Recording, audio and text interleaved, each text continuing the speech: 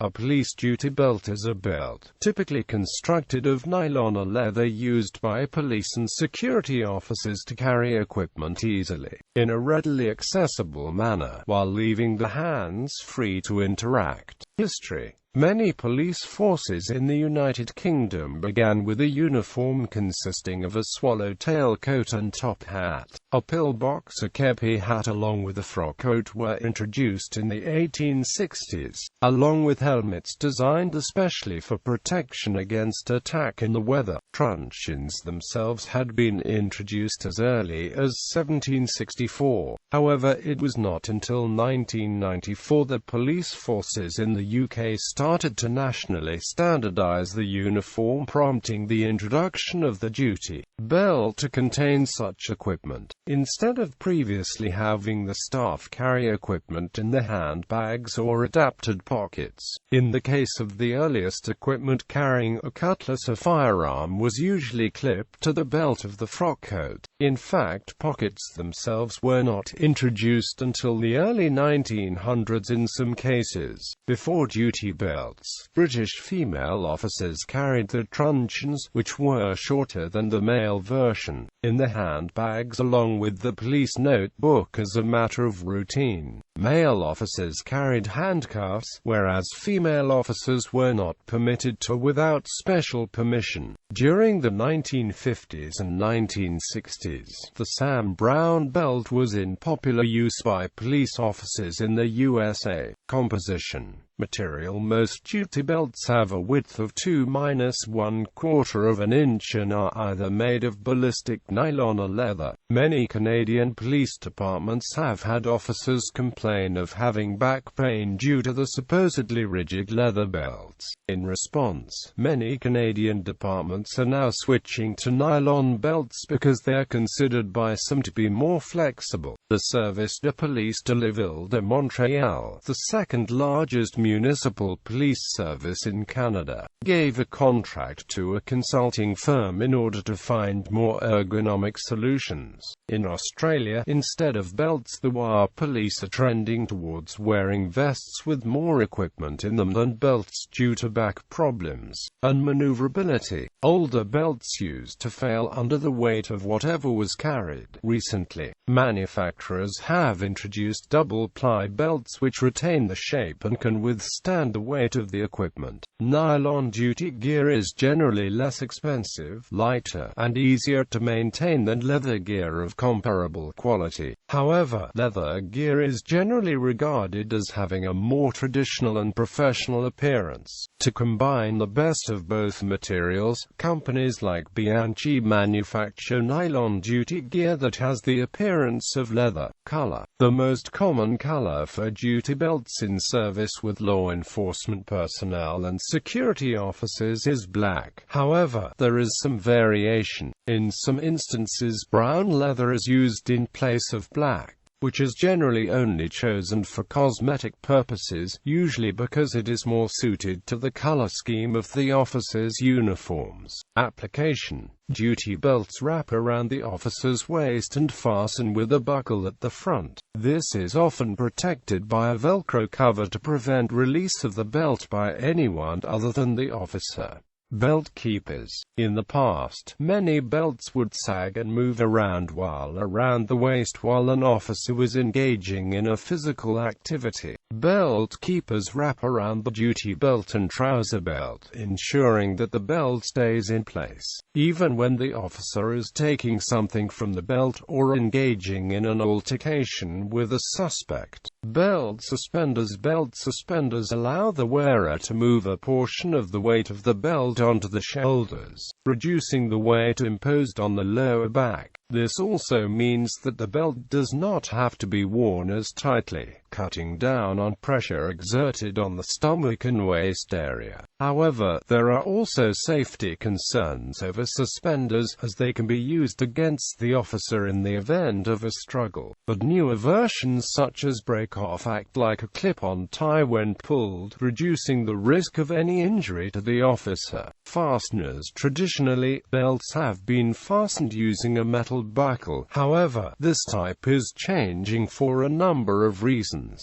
Now plastic buckles are more common, and many incorporate a three-way buckle system for added security. An example of this is the co-lock system, which requires the wearer to depress a third release catch before the buckles may be separated. This is to decrease the chance of the belt being released by anyone but its wearer. Plastic buckles are often favored over the traditional metal versions, because when in use it is much easier to adjust the length of the belt to suit the officer's natural curves, whereas with the metal belt buckles it was only possible to have the belt at preset lengths, determined by the position of the holes in the belt, therefore making it difficult to suit an officer personally.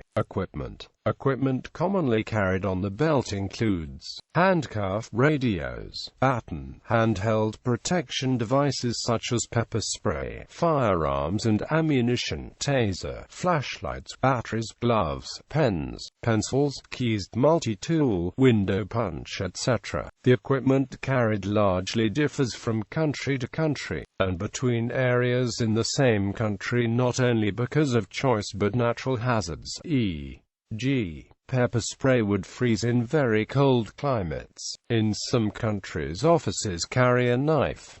Handgun holster. A handgun holster securely holds the officer's firearm. It has between 1 and 3 locking points to keep the gun in place and may have a cord attached to the firearm to prevent theft of the weapon. Radio pouch. The radio pouch securely holds the officer's portable personal radio or handheld transceiver. There are two popular radio pouch designs. The first consists of an L-shaped bar which the radio rests on and is secured by a loop around the middle of the radio. The second is a two-piece design consisting of a radio pouch and a swivel. The radio is held in the pouch by a loop over the top, then the pouch is attached to the belt by a swivel. This design allows the radio to be easily removed from the belt for handheld use.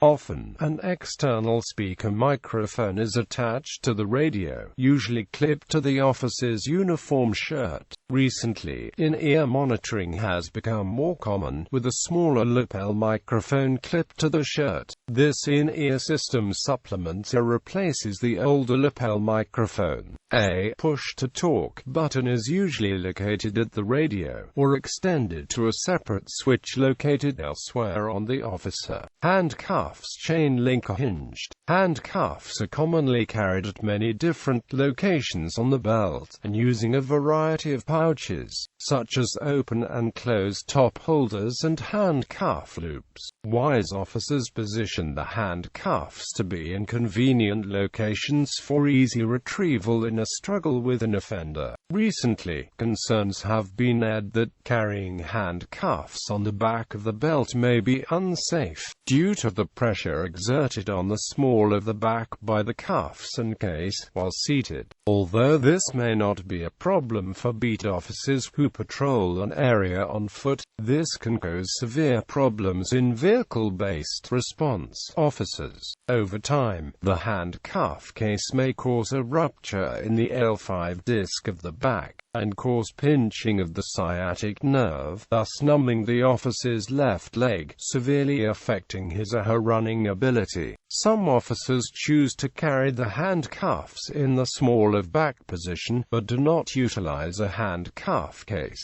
meaning that one side of the handcuffs is pushed between the officer's belt and trousers, and the other side is allowed to hang loose on the outside. This method is often utilized by plainclothes officers who do not wear a belt of any sort, and therefore are unable to use a proper handcuff case. Modern British police officers who carry handcuffs openly have an adapted holder designed to accommodate the cuffs at an angle, with a speed release mechanism. Rigid. Because of the rigid bar in this type of handcuffs, these tend to occupy more space on a belt, whereas the chain link can be folded. The rigid rigid type decreases the number of possible wearing positions. Typically, the cuffs are worn in a specially designed holster at a 45-degree angle on either the left or right side of the officer, depending on whether they are left or right-handed. These types of hand cuffs are known as speed cuffs or quick cuffs, as the rigid bar design allows the officer to easily control the suspect and a much quicker placement on the wrist of the offender. Rigid hand cuffs are most popular in the UK.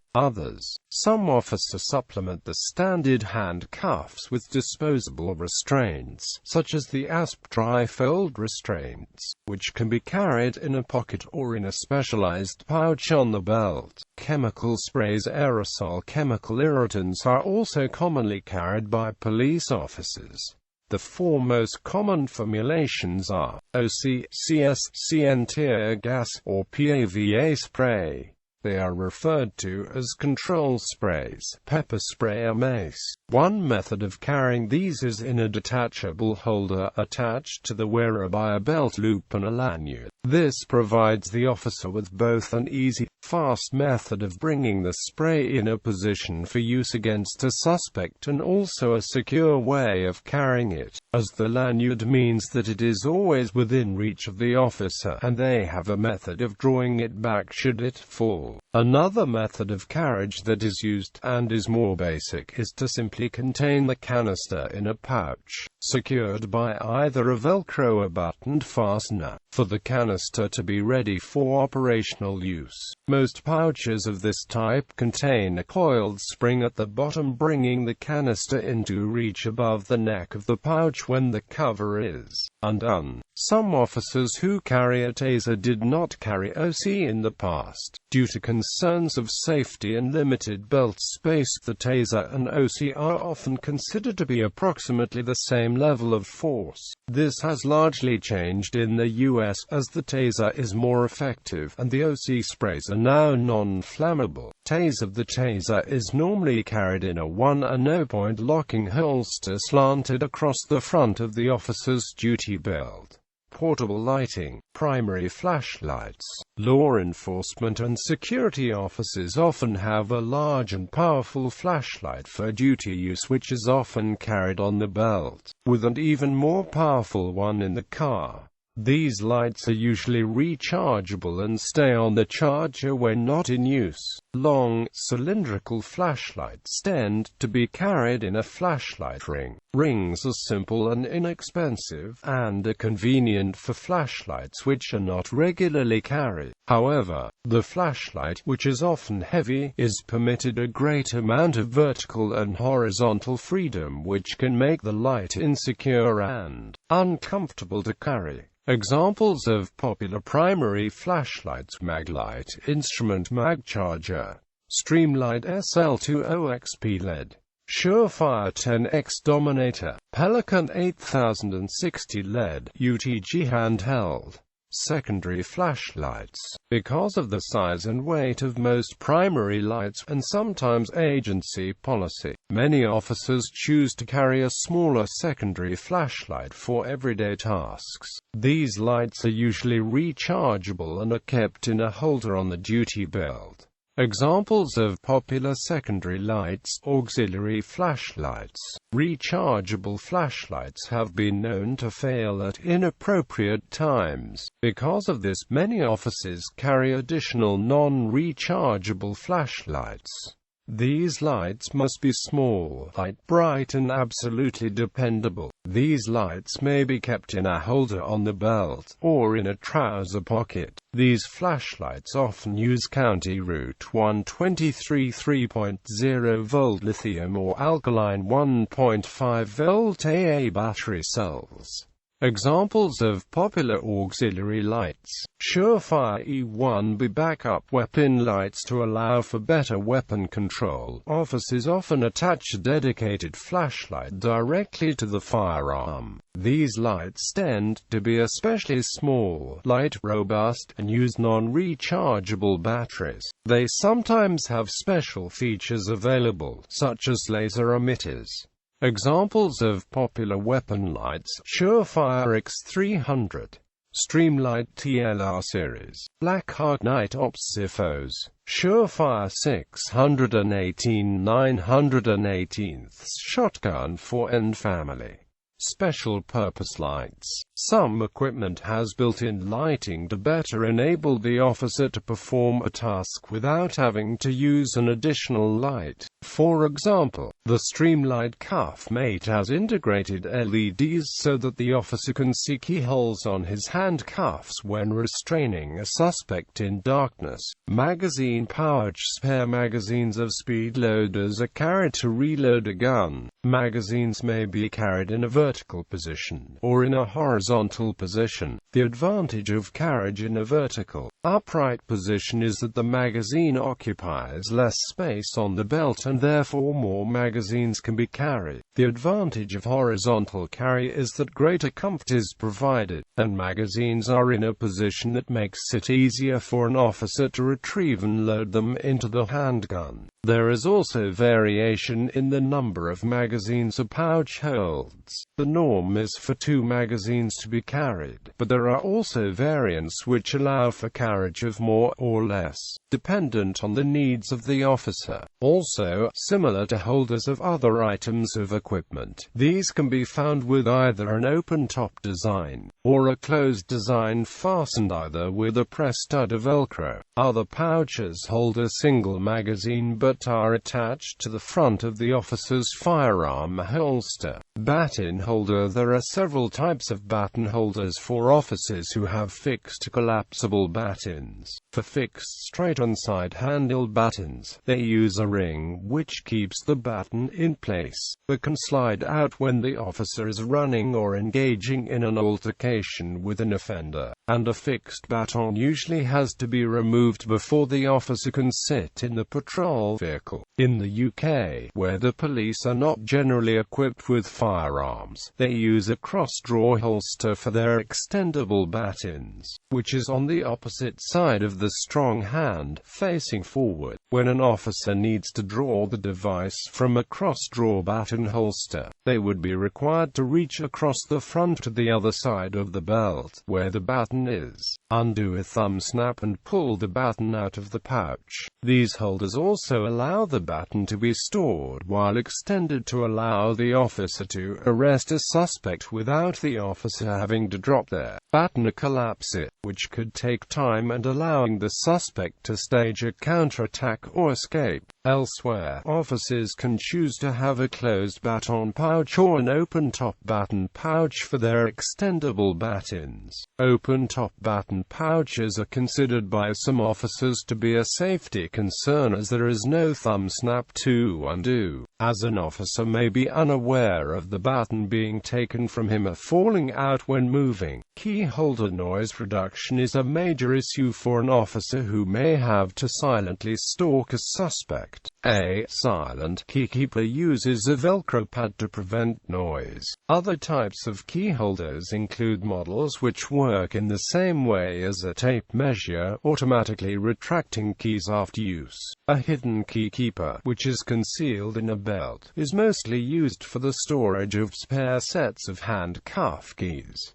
Disposable gloves. Either nitrile or latex disposable gloves are useful when handling subjects that may have infectious diseases when rendering first aid or making an arrest. Another use is to protect evidence at a crime scene. Numerous companies manufacture dedicated pouches designed specifically to hold disposable gloves, as well as multi-purpose pouches that can hold either pages, disposable gloves, or any other such small objects that will fit within the pouch. An officer who does not have sufficient room on the belt for a dedicated glove pouch will often simply carry a pair of gloves in the trouser pocket. Knife pouch. It is often necessary for police officers to carry either a knife or a multi-tool. The former is not just used as a self-defense weapon, but also as a utility tool for the cutting of various objects, such as, for example, a car seat belt which an officer may have to quickly cut in order to remove an injured person from a motor vehicle. A multi-tool can be used in a number of different situations, depending on its specific design. It may be used as a knife, and may also be used in the assembly or disassembly of various items in the field to facilitate the repair. It also has a limited use as a method of entry tool. Officers may also choose to carry a window punch, which is a small metal point on the end of a hammer-type handle, which the officer can use to break a window either to access a car or a residence. First aid kit. Since police officers may be the first to arrive at a medical incident, officers may wear a first aid pouch containing some basic life-saving equipment, which is useful while waiting for an ambulance to arrive. This equipment may include medical gloves, CPR mask and antiseptic wipes. It is not common practice for American police officers to carry first aid equipment beyond examination gloves on their duty belt, but they usually keep such equipment in the nearby patrol car. More expensive equipment, such as automatic external defibrillators, may be assigned to a few patrol cars.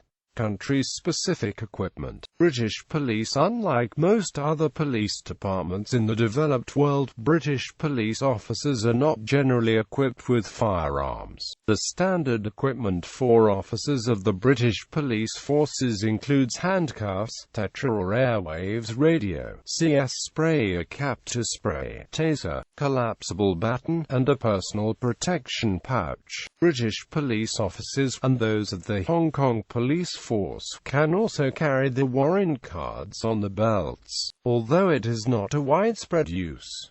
Concerns and remedies. American police officers often carry more than 20 pounds of equipment. Many police officers develop health conditions, such as chronic back problems. As a result of this, officers with back problems sometimes use suspenders, which transfer some of the belt's weight to the shoulders, reducing the amount of weight concentrated at the waist. Some officers are also switching to harnesses. This harness goes over the stab vest or ballistic vest and reduces the need for officers to keep reaching round to get their equipment. Some officers have even stored their equipment in pockets of the coat or trousers. However, this is not recommended if an officer needs to reach for the equipment quickly. Makers. Manufacturers of police duty belts include Bianchi International, Gould and Amp, Goodrich, Uncle Mike's Law Enforcement, a division of Michaels of Oregon, Safariland, DeSantis, Duty Man, Stallion Leather, Boston Leather, Blackhawk, Don Hume Leather Goods, Galco, Asp, Duty Pro, 5.11 Tactical, AETCO Aka Leather, Boston Leather, Premier Emblem, Falco Holsters, K Rounds, Bigfoot Gun Belts.